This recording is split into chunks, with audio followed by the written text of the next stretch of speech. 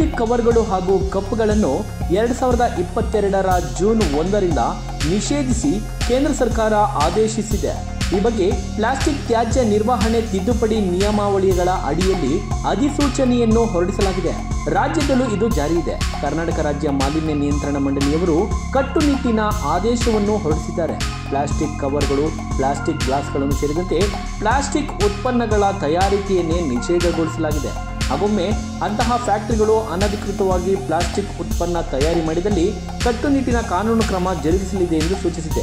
ಇಷ್ಟಾಗಿಯೂ ಕೆಲ ಕಳ್ಳರು ಕಣ್ತಪ್ಪಿಸಿ ಪ್ಲಾಸ್ಟಿಕ್ ಕವರ್ಗಳನ್ನು, ಉತ್ಪನ್ನಗಳನ್ನು ರಾಜಾರೋಷವಾಗಿ ತಯಾರಿ ಮಾಡುತ್ತಿದ್ದಾರೆ.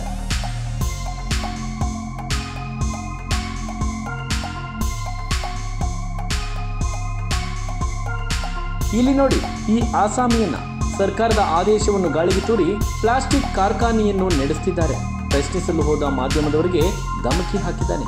ಅಂದಹಾಗೆ ಇಂತಹದೊಂದು ಪ್ಲಾಸ್ಟಿಕ್ ಫ್ಯಾಕ್ಟರಿ ನಡೆಸುತ್ತಿರುವುದು ನಮ್ಮ ಗಮನಕ್ಕೆ ಬಂದಿರುವುದು ಮಾಗಡಿ ರಸ್ತೆಯ ಕೋಡಿಹಳ್ಳಿ ವ್ಯಾಪ್ತಿಯ ಭಾಗದಲ್ಲಿ. ಇದೊಂದೇ ಅಲ್ಲ, ಬಿಬಿಎಂಪಿ ವ್ಯಾಪ್ತಿಯಲ್ಲಿ ನೂರಾರು ಕಡೆ ಇಂತಹ ಪ್ಲಾಸ್ಟಿಕ್ ಫ್ಯಾಕ್ಟರಿಗಳು ರಾಜಾರೋಷವಾಗಿ ತಲೆ ಎತ್ತಿವೆ. ಪ್ಲಾಸ್ಟಿಕ್ ಮುಕ್ತ ಭಾರತವನ್ನಾಗಿ ಮಾಡಬೇಕೆಂದು ಪ್ರಧಾನಿ ನರೇಂದ್ರ ಮೋದಿ ಅವರ ಕನಸು ಹೌದು. ರಾಜ್ಯದ ಕಾಂಗ್ರೆಸ್ ಸರ್ಕಾರದ ಸಂಕಲ್ಪವೂ ಅದೇ ಆಗಿದೆ.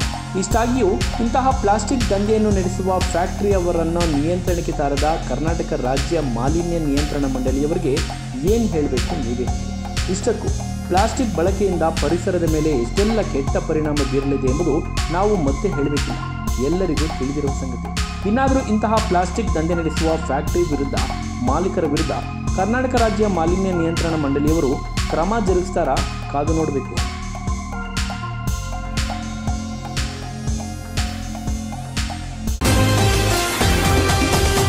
TV12 ಕನ್ನಡ, ಇದು ಕನ್ನಡಿಗರ ಧ್ವನಿ.